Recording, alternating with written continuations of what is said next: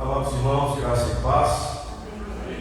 Com muita alegria, para a glória do Senhor, iniciamos mais um simpósio, terceiro simpósio dessa igreja, simpósio de evangelização e missões, e neste ano nós estaremos tratando com este tema, missões da teoria à prática. Certamente serão momentos onde o Senhor, por sua graça e misericórdia, através das vidas e ministração dos preletores que aqui estarão, e eles estarão falando não apenas da palavra do Senhor, mas falando sobretudo ao nosso coração.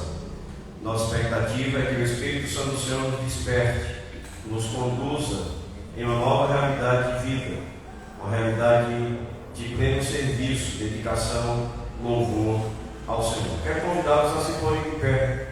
Nós vamos orar, fechando os nossos olhos neste instante.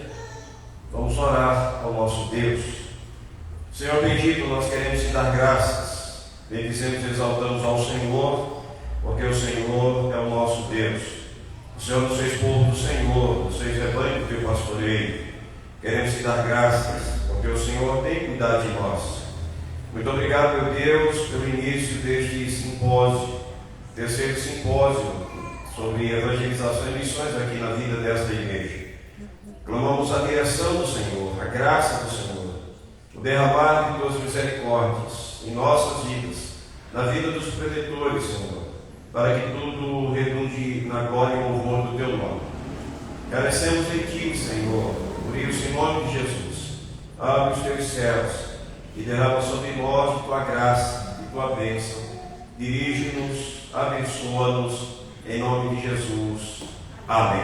Amém. Ainda de pé, queridos, vamos abrir a palavra do Senhor. Evangelho segundo escreveu o evangelista Marcos, capítulo de número 16, do verso 14 ao verso 20. Este texto aqui, no Evangelho de Marcos, é um dos textos apresentados na palavra do Senhor que nos traz a ordem para a evangelização. Marcos capítulo 16, do 14 ao 20, nós vamos fazer esta leitura alternadamente. Assim nos diz o Senhor: finalmente apareceu Jesus aos 11, quando estavam à mesa, e censurou-lhes a incredulidade e dureza de coração, porque não deram crédito ao que o tinham visto já ressuscitado. E disse-lhes: ide por todo o mundo e pregai o Evangelho a toda criatura. Quem crer e for batizado será salvo, quem porém não crer será condenado. Estes sinais vão me acompanhar aqueles que creem. Em meu nome expelirão demônios, falarão novas línguas. Pegarão em serpentes, e se alguma coisa mortífera beberem, não lhes fará mal. Se impuserem as mãos sobre enfermos, eles ficarão curados. De fato, o Senhor Jesus, depois de ter falado, foi recebido no céu e assentou-se à destra de Deus. E eles, tendo partido, pregaram em toda parte, cooperando com eles o Senhor e confirmando a palavra por meio de sinais que se seguiam. Podem sentar, irmãos. Vamos cantar o hino 289. Quem irá? Hino 289. Eis os bilhões que em trevas tão medonhas jazem perdidos sem um Salvador. Quero convidar o nosso irmão presbítero João Ferreira, para nos conduzir neste hino.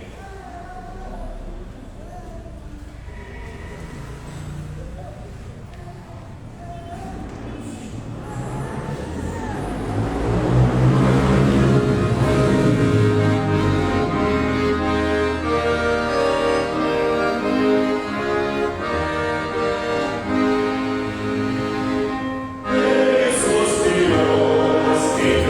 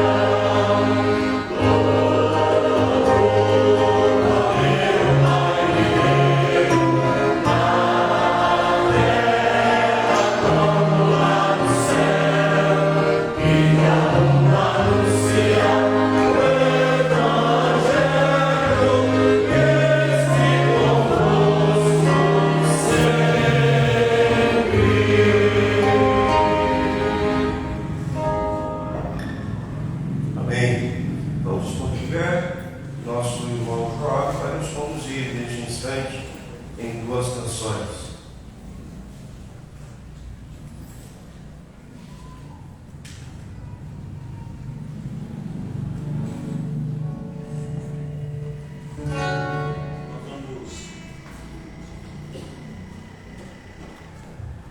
Boa noite, queridos irmãos, graça e paz. Nós vamos cantar: És o meu bem-querer, meu mestre, tudo o que tenho e sou, vem de tua mão, Senhor.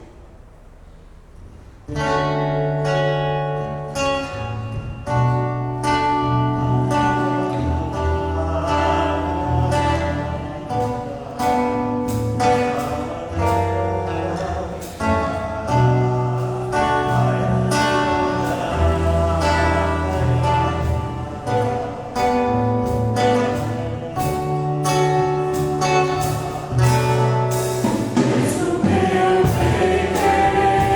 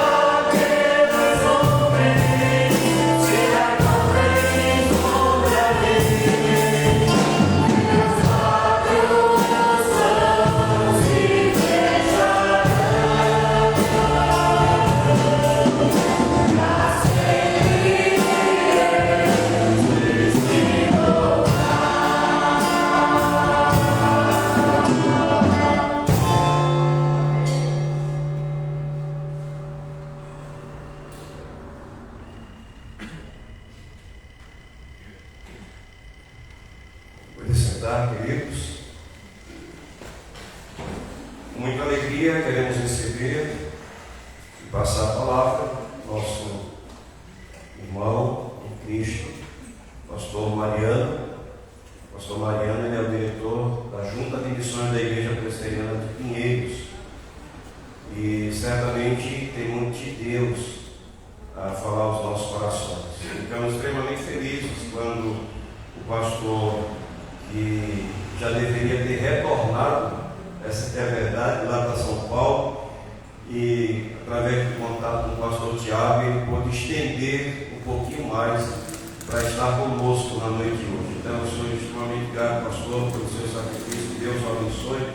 A palavra está com o Senhor e fique à vontade. Deus o abençoe mais e mais. Irmãos, graça e paz. Amém. Só coisa boa da parte de Deus para as nossas vidas. Amém. Fiquei muito feliz com o convite, né? Ele ficou muito feliz com a Fabiana, minha esposa. Eu falei que ia esticar mais um pouquinho, né? Para poder passar por aqui, ficar segunda e terça, para retornar para casa.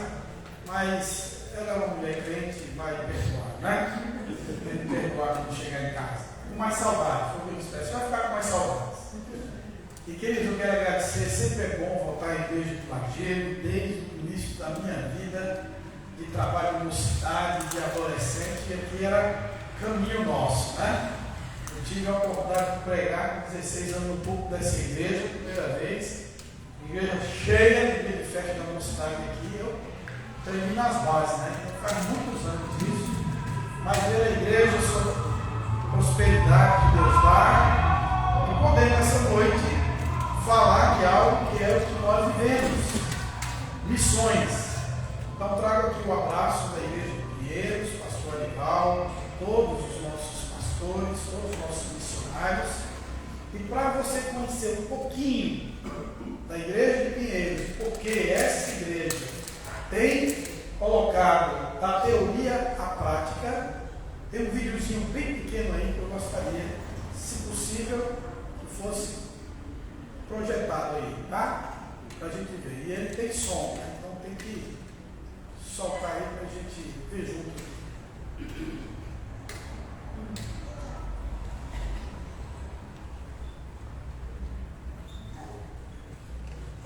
A Igreja Presbiteriana de Pinheiros tem 118 anos de história na pregação do Evangelho. Hoje, conta com mais de 4.000 membros somente na sua sede. A programação inclui 4 cultos e escola bíblica aos domingos, além de cultos em outros dias da semana. É uma igreja ativa na vida de crianças, adolescentes, jovens, adultos e idosos. Conta com sociedades internas, grupos de pastoreio, corais e diversos ministérios e departamentos que promovem integração, oportunidades de serviço e comunhão. Segundo a sua visão missionária, a IPP criou a própria agência de missões, a JMP. Ela já organizou mais de 50 igrejas nos últimos anos e hoje desenvolve 111 projetos no Brasil e em outros países do mundo, incluindo plantação e revitalização de igrejas. São mais de 95 missionários apoiados e dezenas de campos construídos através de parcerias. A ação social também faz parte deste trabalho. São milhares de cestas básicas distribuídas todo mês para entidades que atendem pessoas em vulnerabilidade social e diretamente para famílias em situação de risco. No Nordeste do país e até em outros países, a igreja promove a campanha de perfuração de poços artesianos. Só nos últimos 2 anos, foram mais de 250 comunidades que tiveram acesso à água, à dignidade e principalmente ao Evangelho. Outras frentes incluem atendimento médico e odontológico em comunidades carentes, através do projeto Servir e atuação efetiva na Cartolina de São Paulo. A Igreja Presbiteriana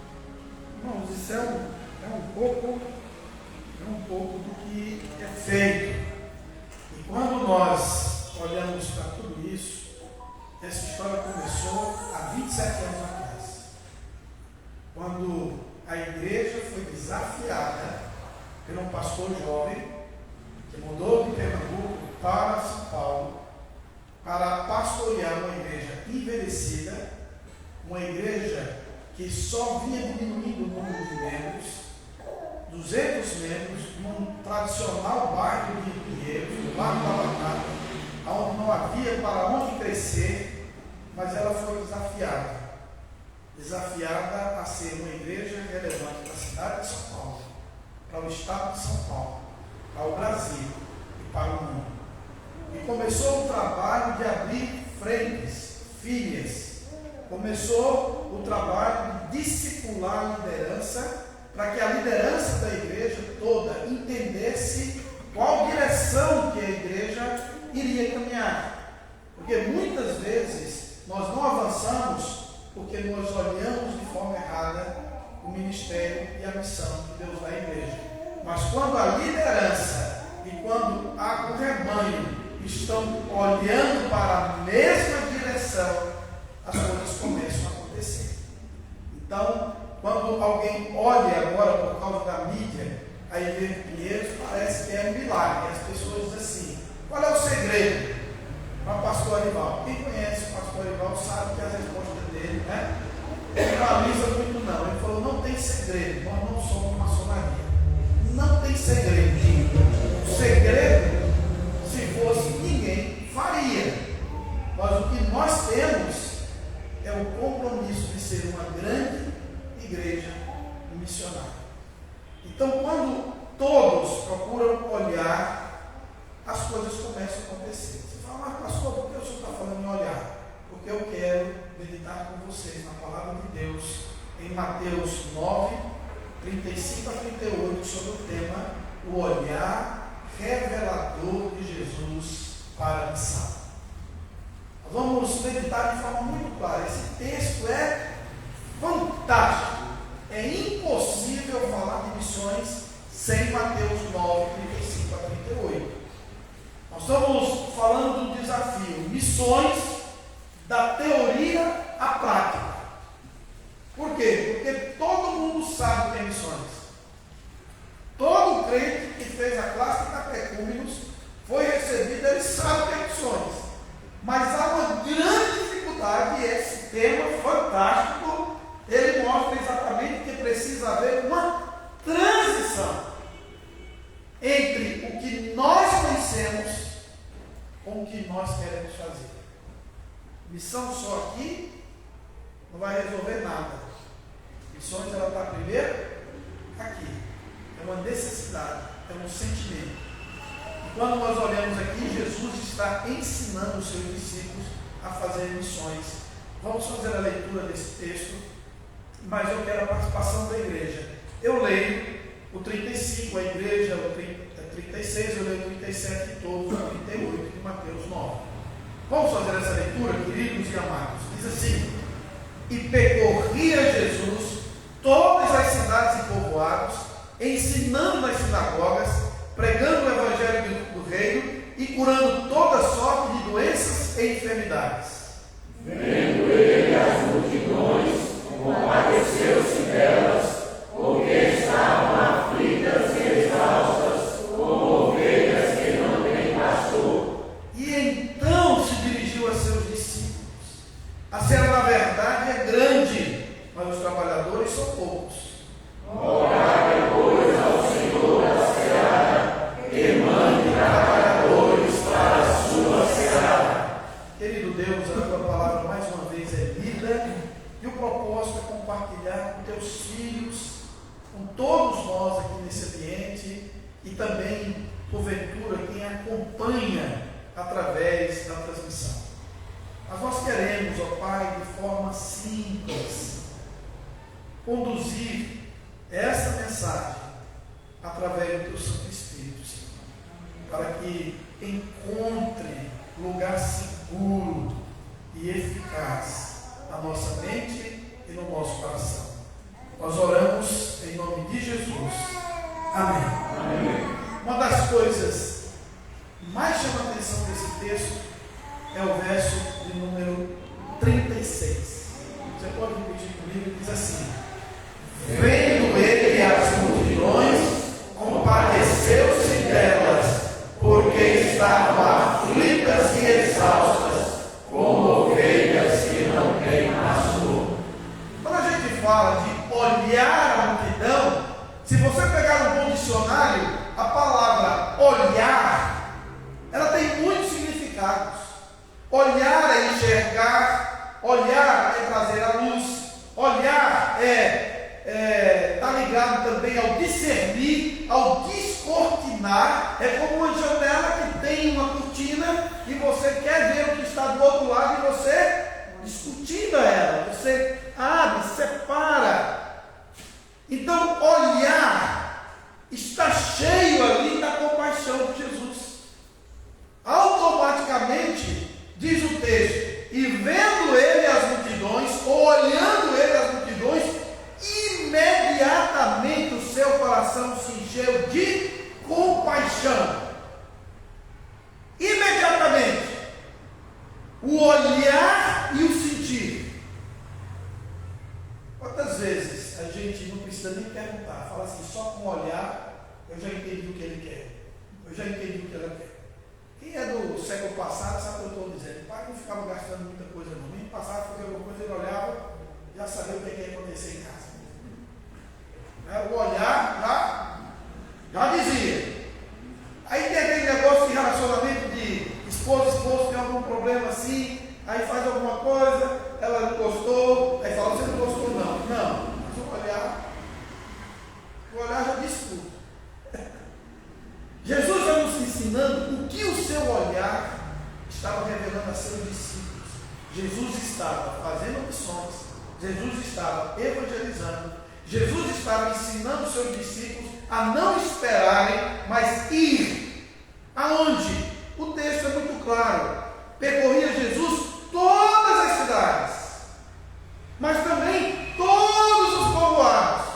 E entre uma cidade e um povoado havia caminho. Jesus encontrou pecadores pelo caminho. Jesus amou pecadores pelo caminho. Jesus curou pessoas pelo caminho. Jesus libertou endemoniados pelo caminho. Ele ensinando. E ensinando o quê? O evangelho dele, do reino. Essa é a mensagem que Jesus está pregando. Essa é a mensagem que confronta. A palavra do Senhor revela no próprio evangelho, quando Jesus diz: arrependei-vos, pois é chegado o reino dos céus. O evangelho é ele, a palavra é ele, mas ele ensina aos discípulos. E aqui, ele olhando para aquela multidão, o seu coração se encheu de compaixão. Por quê? Porque elas estavam aflitas, elas estavam exaustas, como ovelhas que não têm pastor. Não precisa gastar muito tempo de tentar entender o que é uma ovelha sem pastor. Uma ovelha sem pastor, ela está, primeiro, desgarrada. Desgarrada. Uma ovelha sem pastor, ela está perdida. Uma ovelha sem pastor, ela está desprotegida. Uma ovelha sem pastor, ela está sem direção. Então veja, quando Jesus diz: eu sou o bom pastor. O bom pastor que dá a vida pelas ovelhas. Ele está aqui em João 10, revelando o salmo de Davi. O pastor das ovelhas. O pastor que alimenta, que leva água, que dá o pasto verdejante, que protege na hora. Então, quando Jesus diz: eles estão cansados, sobrecarregados, e eles não tendo pastor, eles não vão saber quem pode aliviar o fardo da aflição e da exaustão. O que é aflição? Falta de esperança, agonia, desespero. O que é exaustão? Cansaço, sem força, sem condição de caminhar. o que é que a falta do Evangelho faz no ser humano. Então, o olhar revelador de Jesus, em primeiro lugar, ele revela a situação caótica de uma humanidade sem Cristo. Primeira revelação que Jesus está trazendo aqui, ele está trazendo de forma muito clara a situação daquela multidão, a situação de uma alma que não tem Jesus como Salvador, que não lhe conhece como pastor, que não lhe tem para consolar, que não lhe tem para lhe proteger, que não lhe tem para salvar. Lucas trata sobre a ovelha perdida. E ele diz que quando o pastor, olhando, ele percebe que das 100 faltava uma. Gente, só Jesus para ensinar isso para nós, porque se eu tivesse 100 ovelhas, eu ia descobrir que nunca faltou, era tudo igual. Praticamente é tudo igual, tem o mesmo tamanho, a gente só sabe os borreguinhos, que é menorzinho, mas diz que o pastor olhou e uma lhe faltava. Ele deixou as 99, diz o texto, juntas, se protejam, guarde, porque qual é o propósito da igreja? Buscar as ovelhas perdidas. Irmãos, quando chega na igreja um novo convertido, tem que alegrar a igreja todinha. Não, pastor, é festa no céu. É festa no céu. Se tem no céu, imagine na igreja do Senhor.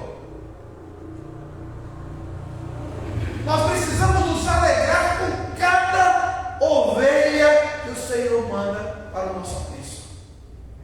Ele vai atrás dela. Por quê? Porque ela estava perdida. Mas quando ele a encontra, o texto sagrado diz que ele põe nos ombros. Que coisa maravilhosa, irmãos. Que coisa tremenda, que visão. Ele põe nos ombros, ele põe para proteger ela, para sentir que ela está guardada e protegida. Ele volta para casa, ele chama todo mundo e diz assim: olha, ela se perdeu, mas eu achei.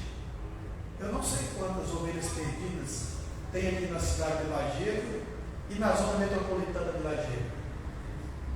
Eu não sei, mas o Senhor sabe. E ele está aqui apontando para quem? Para seus discípulos.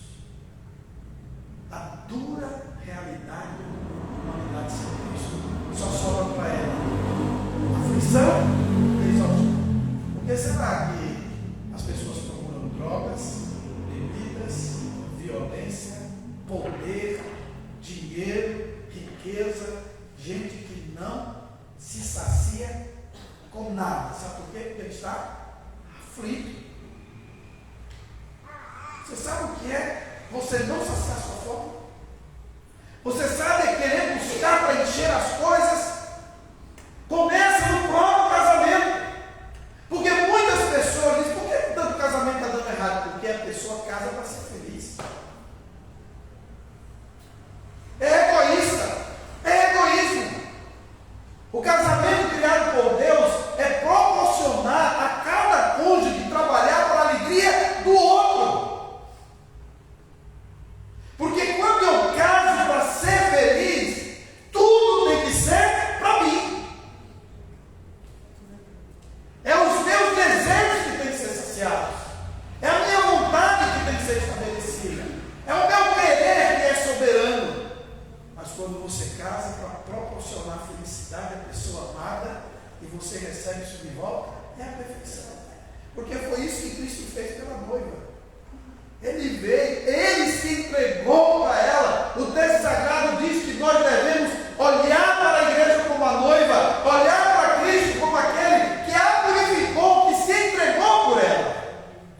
Olhar através do olhar de Cristo e ver a revelação da situação caótica de uma humanidade sem Cristo.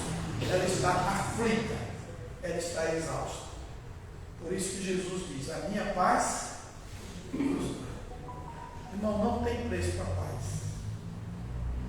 O coração pacificado por Jesus, ele é capaz de passar pelo terremoto e sair do outro lado de segurança. E Jesus deixa bem claro: a minha paz vos dou. Não como o mundo, não é ausência de guerra. Guerra vai estar sempre na vida da igreja. Se você procurar uma igreja que não tem guerra, então peça para morrer. Essa para morrer, vai para a igreja triunfante. Porque aqui é a igreja militante. Você está entendendo, meu irmão, minha irmã? É assim. A palavra de Deus, Jesus olha para a multidão, ele vê, ele tem compaixão, e diante dessa compaixão dele, ele revela, o seu olhar revela. Ele não guardou para ele. Os discípulos estavam junto dele, ouviram a revelação. Elas estão cansadas, elas estão sobrecarregadas, elas estão exaustas como ovelhas que não têm pastor. Mas o olhar do Senhor Jesus revela aqui também não só a situação caótica de uma humanidade sem Cristo, mas ele também revela o desafio para a igreja. Ele revela o desafio para a igreja. Olha o que diz o verso de número 37. Vamos ver o 37? Todo mundo junto? E então se dirigiu a seus discípulos: a seara, na verdade, é grande, mas os trabalhadores são poucos. Não foi com os anjos, não. Ele não chamou assim: abre o céu aí que eu quero falar para os anjos. Não. Ele se dirigiu, ele olhou para a igreja, ele olhou para os seus discípulos. Você pode ler esse texto comigo? No lugar de discípulos, você vai falar igreja. Vamos lá, todo mundo junto? E então se dirigiu à sua igreja: a seara da verdade é grande, mas os trabalhadores são poucos. Ele está dizendo: olha, vocês sabem quem são. Agora eu quero a prática. Eu mostrei o desafio para a igreja. Se você ler Mateus 9, 35 a 38, imediatamente para Mateus 28, a grande comissão, Jesus vai estar dizendo: eu já mostrei lá como é que faz, agora vocês não fazem. O grande problema é que a gente fala de grande comissão, a gente fala que a grande comissão é a prioridade da igreja, e de vez em quando a gente esquece, a gente se pega não cumprindo a grande comissão. Os principais missiólogos e teólogos da área de missões, eles concordam que a grande comissão, primeiro, é uma tarefa inacabável. Ela não acabou. Ela não foi cumprida na sua totalidade. Quando ela for cumprida, o texto sagrado de Mateus diz assim: então virá o fim. Essa é a expressão que Jesus usa em Mateus 28. Ele revela de forma muito clara lá. Por isso que ele diz: e eu estarei convosco todos os dias, até a consumação dos séculos. Jesus só não aqui mostra o desafio à sua igreja, que a igreja tem que entender missões e sair da teoria para a prática, mas ele diz: eu estou na igreja, eu estou com vocês. Porque a autoridade que foi dada no céu e na terra toda, ele disponibilizou a sua igreja. Mas qual é a garantia dessa autoridade? Ele dá autoridade e ele vai junto. Então, irmãos, quando nós olhamos para a multidão, uma grande cidade, ou pessoas andando para cima e para baixo, carro andando para um lado e para o outro, olha, crente tem uma mania de quando pega fila, é ranzinza. Quando o trânsito está apertado, é ranzinza. Vê gente subindo e descendo. Ai, não sei por que tanta gente aqui. Eu vou para aqui, tem fila. Irmãos, é orar por essa multidão. É dizer: Senhor, não sei aqui quem está salvo, providencie uma igreja, alguém que possa abençoar essas pessoas. Se você puder, tem uma pessoa mais velha, está mais avexada, dá o seu lugar na fila. E se eu perguntar assim: não, muito obrigado, você fala: agradeço a Deus, porque foi Ele que colocou no meu coração para que eu abençoasse você está com essa pessoa. Foi. Você inicia algo, você fala algo que mostre que a grande comissão ela está no coração de cada cristão, de cada crente. Mas tem crente reclamando no condomínio que ele mora, Ninguém suporta esse vizinho, o cara chato, de bom som, vai lá, reclama, chama a polícia, ele vive reclamando. No trabalho, ninguém gosta dele. Irmãos, a grande comissão, quando você pensar em falar, você fala, gente do céu, eu represento Jesus aqui, a grande comissão. Aqui está cheio de gente cansada, aqui está cheio de gente aflita, mas eu tenho a paz. É esse olhar que Jesus está revelando aos seus discípulos. Ele se dirigiu à igreja. Ele se dirigiu a seus discípulos, porque a responsabilidade de evangelizar e cumprir a grande comissão é nossa.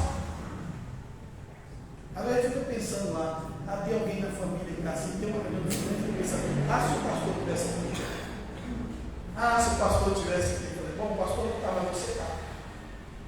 Porque aprove a Deus não mandar o pastor mandar você. Porque a igreja, irmãos, por mais que a gente goste de zelar no templo, a igreja não é o templo. A igreja está onde você está. Lá na sua rua você é a igreja. Lá no seu trabalho você é a igreja. Na sua sala de faculdade você é a igreja. Nas suas redes sociais você é a igreja. Se a igreja estivesse aqui.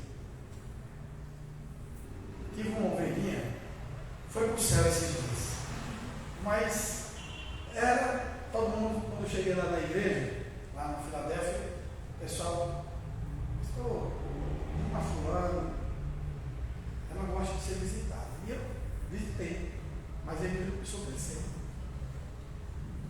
E um dia eu falei na igreja assim, irmãos, eu não vou gastar tempo com crente velho, não. Crente velho, sabe onde está a igreja, sabe onde está o pastor, sabe o que tem que fazer, sabe isso. Agora as ovelhas novas chegam tudo cheio de carrapicho, cheio de problema, tem que tratar, tem que. Essa não tem que gastar tempo com ela. E um dia ela estava chateada, foi, aí falou assim, até que enfim, pensei que não vinha, a igreja não me visitou. Aí eu falei, mas minha irmã, o presbítero visitou, o diácono visitou, a SAF visitou, se não visitou, como é que a igreja não visitou?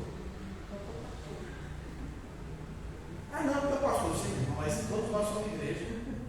Você foi assistida, ninguém era orado por você. Com certeza seu pastor estava cobrindo uma ovelha que estava pior do que você.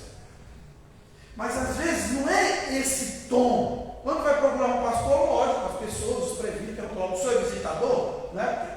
É bom visitar. Mas você muitas vezes tem que entender que a igreja somos todos nós. A igreja está onde você está. Você é igreja. Você é igreja.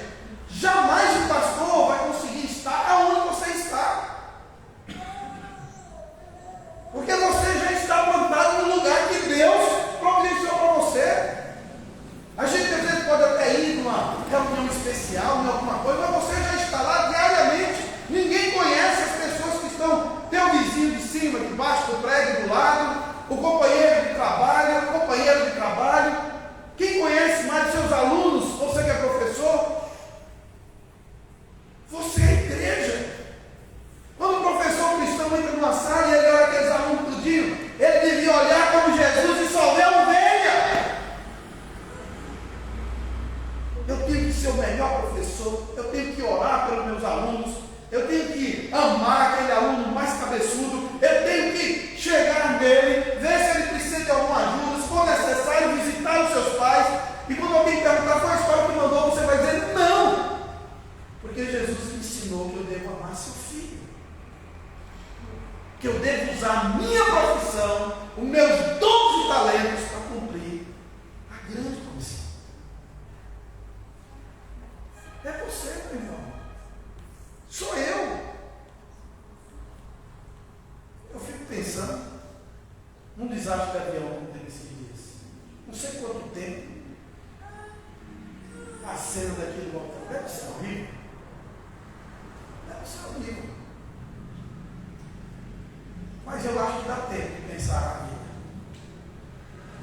E depois que começou a rodar, você já sabe que não tem Pensar. Mas será que nós só vamos pensar na obra, os 12 talentos que o Senhor nos deu para servir a igreja dele, quando a gente tiver naquela hora do avião para descer? Não, irmãos. Jesus estava preparando a igreja dele, porque foi através da grande comissão de Jerusalém a igreja se instalou. Nós precisamos colocar em prática. Texto é muito lindo. Percorria Jesus todas as cidades e povoados, pregando o evangelho do reino, o evangelho que cura, que liberta, que direciona, que protege, que disciplina, que acolhe, que restaura. É o olhar revelador de Jesus para as missões. Primeiro, ele revela a situação caótica de um homem sem Cristo, de uma humanidade sem Cristo. Segundo, ele revela a igreja sem desafio. A cela da verdade é grande. Ele falou isso. Os trabalhadores são, mas também Jesus, o seu olhar revelador, revela a solução. Porque só revelar o desafio, tem muita gente que faz isso. Pastor, o senhor já viu aquilo ali? Pastor, o senhor já viu aquele povo na tela rola? Pastor, o senhor está vendo como é que fulano está vindo para a igreja? Não falta quem não, né? Chega para o pastor e mostrar para o pastor a missão, o desafio da igreja. Chega assim. Mas Jesus aqui só não coloca que a igreja o desafio não. Ele dá a solução. Aí alguém fala assim, pastor, a solução é orar. Faz parte. Mas a solução é ele.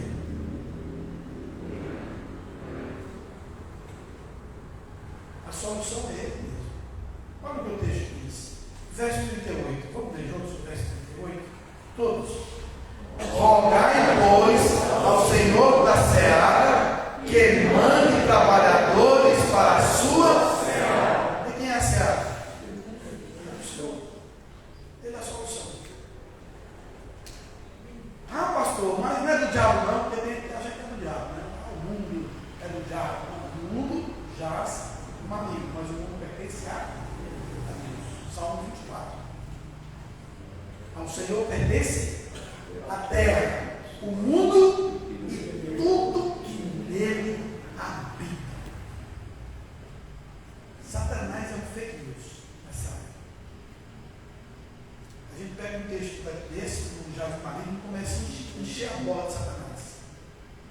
Aí ele se acha. Não, você tem que encarar Satanás e dizer, não, a seara é do Senhor. Ele é que tem o poder da seara. Ele é que é o dono da seara. Ele deixou claro aqui. E ele disse mais para a igreja, o que vocês têm que fazer? Pedir o quê? Mais? Olha, não foi pedir trabalhador. Ele disse aos discípulos para pedir o quê? Mais trabalhadores. Então nós temos que pedir na igreja, sabe o que é? O quê? Mais trabalhadores, porque eu já sou, você já é. O que a gente precisa é de mais trabalhadores. Então quando a gente vai batizar a gente, vai receber membro da igreja, nós estamos recebendo trabalhador, sem CLT, sem 13º, sem férias, sem vale-refeição, sem nada. Mas o pastor já tem que dizer, meu irmão, é por isso que eu estou voltado, você está aqui se apresentando para o trabalho. Porque sabe o que tem acontecido? Um monte de igreja, de gente recebida na igreja para consumir e não para trabalhar. Só consumir. Conhecimento, só consumir. Mas trabalhar, não, irmãos. As perguntas do nosso manual de culto litúrgico tem perguntas muito profundas que dizem assim, você promete sustentar a sua igreja? Está presente, né? Isso é característica de trabalho. Nós temos um hino belíssimo. Ali, com certeza, o João só foi uma canta para nós. Há trabalho certo. Entendeu? Há trabalho certo para o cristão. Trabalhar. O Senhor, Ele traz para a igreja trabalhadores.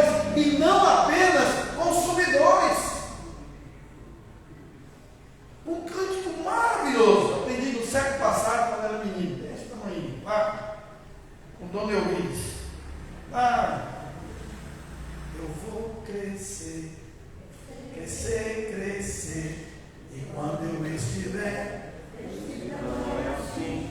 Eu quero trabalhar para Jesus sem fim. beleza, irmão, tem velho, tem à vontade, igual eu. Mas o que eu quero dizer para você, que o crescer ali, não é só crescer na estatura, como as crianças cantam, é a aplicação do texto bíblico, falando aqueles que crescem no Senhor. E quando nós crescemos no Senhor, nós crescemos para fazer o quê? Trabalhar para Ele até o fim. Então quando alguém chega assim e fala assim, pastor, olha, eu não quero mais trabalhar não na igreja. Então você está orando para morrer. Acabou, meu filho. Então, passa no departamento pessoal, puxa a senha e você está pedindo para morrer, sabia, meu irmão? Ah, não tenho mais nada para fazer na igreja. Eu não tenho mais nada para fazer com Jesus. Você está dizendo, Senhor, me leva, porque... Então, se você não sabia, muda de atitude, né? Porque a fila está lá. Nós precisamos testemunhar Jesus. Há tantos relatos de pessoas que testemunharam Jesus até o último suspiro. Pessoas que na enfermidade evangelizaram tantas pessoas dentro de hospitais. Levaram tantas pessoas a quererem ter a mesma paz que aquela pessoa que estava ali definhando no hospital, morrendo, mas testemunhando de Cristo, amando as pessoas. Irmãos, a palavra de Deus é maravilhosa. Nós somos trabalhadores. Ele diz, rogai, pois, ao Senhor da seara que mande trabalhadores para a sua. A seara é dele, ele está no controle. A igreja precisa simplesmente olhar para a cidade que ela está, olhar para o lugar que ela está e amar essa cidade. O Senhor nos mandou odiar o pecado, não o pecador. Não misture essas coisas. Ele amou os pecadores. Ele entregou na cruz pelos pecadores. Então odeie o pecado, mas não o pecador. Ame as pessoas. Ame as pessoas da tua vizinhança. Ame as pessoas da tua família.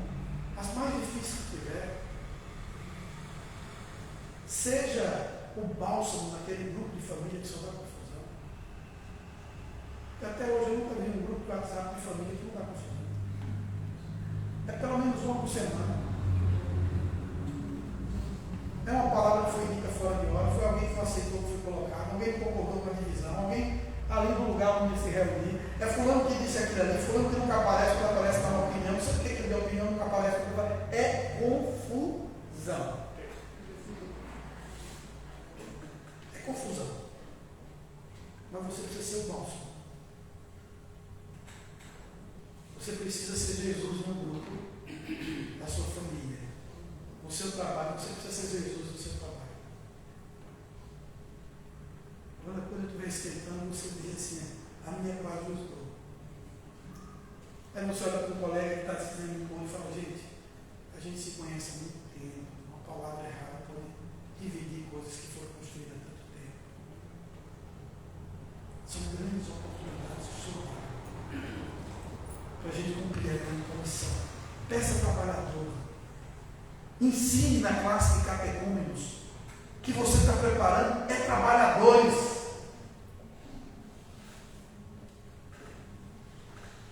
Ah, pastor, mas eu só sei orar. Então, minha irmã, esse é seu trabalho. Ore. Ore em casa, ore pelo culto, ore pelas pessoas doentes, ore pelo vizinho. Seja um homem ou mulher de oração. Pastor, eu não tenho dificuldade de andar, não dá para ir. Eu gostaria de tanto para o culto. Então, ore para que a igreja providencie alguém que tem um carro e passe lá e leve. Não fique lá chorando na rua. Ninguém é tão pequenininho, mas ninguém passa. Liga para o pastor, liga para o diabo, liga para os presbíteros. Eu quero ir. Porque senão fica lá esquecida, vai minguando, vai criando depressão, vai dando espaço para Satanás, daqui a pouco está dando mau testemunho no fim da vida, diz que o melhor de começar bem é terminar bem, irmão. Não deixa que a velhice, que a idade venha terminar com alegria, não. O Paulo só diz, mesmo quando forem velhos. Não é que maravilha? Ainda darão? Então, sai água dessa pedra, meu irmão. É Deus que está dizendo. Nós precisamos olhar. Jesus revela aqui a situação caótica de uma humanidade sem Cristo. Ele revela o desafio para a igreja. Ele revela a solução. Peçam trabalhadores, mais trabalhadores. O pastor Arival, quando recebe lá o povo, antes de levar aquele povo todo lá para frente, né, que ele gosta de receber todo mundo de uma vez. Aí tem hora que não cabe mais gente, fica para cair gente naquele negócio lá. Os presbíteros ficam doidinhos, mas ele faz. Ele é o pastor da igreja, ele faz. Mas ele conversa com a turma todo dia, ele chega cedo, bota o nomezinho aqui, e fala, olha, se você não veio aqui para trabalhar, se for para atrapalhar, procura outra igreja. Porque um dos lemas da igreja é ser uma comunidade de trabalhadores. Então, irmãos, que o Senhor nos ajude cada dia mais, que a igreja continue fazendo o que está fazendo, apoiando as congregações, sejam no sítio, seja na cidade, ajudando a manter missionários, ajudando a manter seminaristas, e dando oferta, e procurando contribuir com quem está fazendo, treinando as pessoas, para que cada dia mais essa bela, linda igreja seja cada vez mais uma igreja que transforma teoria em prática. Amém. Que Deus abençoe, que Deus continue a derramar graça sobre essa igreja. Amém. E essa cidade é de vocês, essa cidade é do Senhor. Ela não sabe não, vai ter que alguém chegar lá e dizer, ó, isso aqui é do Senhor. Porque quando eu não digo que é do Senhor, chega alguém e diz que não é do Senhor. Vamos orar nesse momento, vamos pedir a Deus agora pelas missões, não só aqui, mas pelas missões de modo geral. Nós estamos vivendo um momento muito difícil em vários lugares do mundo. Os nossos missionários estão sendo perseguidos, presos, e nós precisamos de trabalhadores que tenham coragem de continuar dando suas vidas para cumprir a grande comissão. Pai querido, Pai de misericórdia, eu agradeço ao Senhor essa oportunidade desse início, desse simpósio de missões, poder falar do teu olhar, Senhor, de um olhar capaz de revelar a tua compaixão. Senhor, nos ensina a amar os perdidos pecadores. Nos ensina como igreja a querer alcançá-los, lançar as redes, trazer, colocando nos cestos, os peixes grandes que o Senhor me mandar. Senhor, que a tua igreja nessa cidade possa continuar apresentando a luz que é teu Filho Jesus, dissipando as trevas, transformando vidas, renovando alianças, restaurando, ó Pai, quem esteja porventura afastado. Senhor, multiplique o número dos teus trabalhadores. Nós oramos agradecidos por essa oportunidade, por estarmos ainda num local que pode estar de portas abertas e pregar livremente o teu Evangelho. Não sabemos até quando, Senhor. Nos ensina a aproveitar essas oportunidades. Nós oramos agradecidos por cada missionário que o Senhor tem levantado nos 4 cantos do mundo. Sustenta teus filhos, suas famílias. Protege, Senhor, essas ovelhas preciosas. Nós oramos de forma muito especial aqui pela igreja de Lajeado, pelos seus pastores, pelos seus presbíteros, diáconos, pelas suas lideranças, ó Pai, pelo rebanho, Senhor, os de perto e os de longe. Guarda, nós oramos agradecidos, firmados na promessa fiel do Senhor, hoje e sempre no nome de Jesus. Amém. Amém.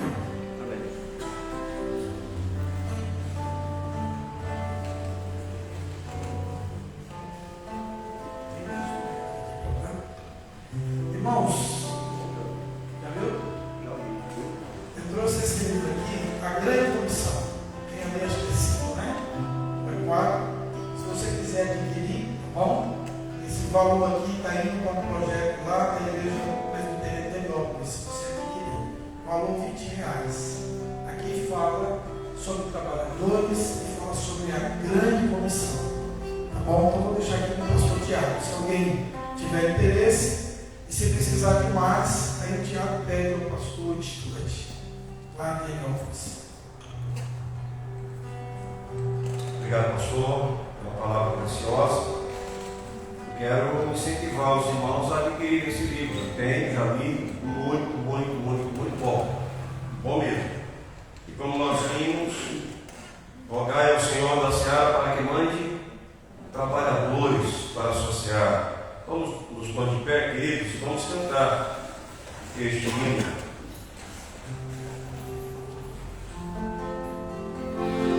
Hino 312. Benito João.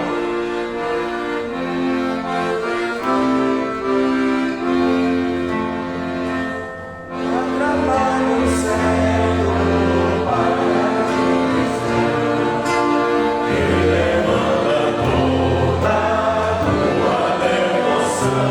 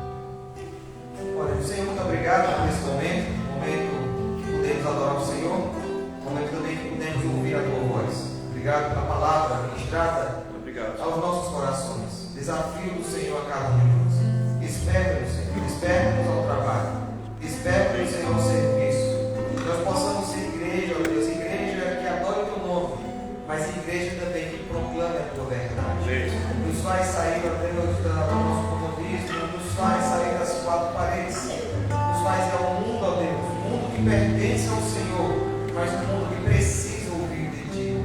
Ajuda-nos, ó Deus, ajuda-nos como igreja, nos capacita, nos enche do Espírito, para que possamos sair deste mundo com toda a intrepidez, anunciando o Evangelho Redentor, o Evangelho da graça salvadora em Cristo Jesus. Obrigado, Deus, por este momento, e abençoa todo o resto de semana, todos os momentos, ó Deus.